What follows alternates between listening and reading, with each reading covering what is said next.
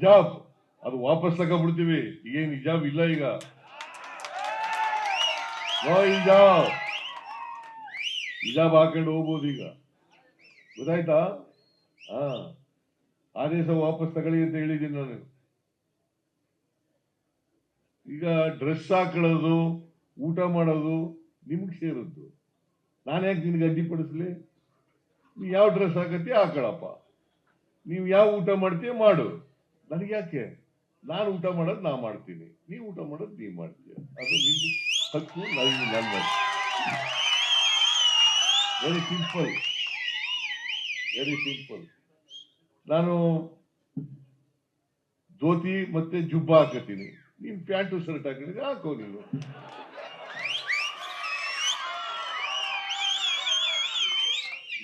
ಅಲ್ವಾ? ತಪ್ಪೇನಿದೆ ಇದರಲ್ಲಿ?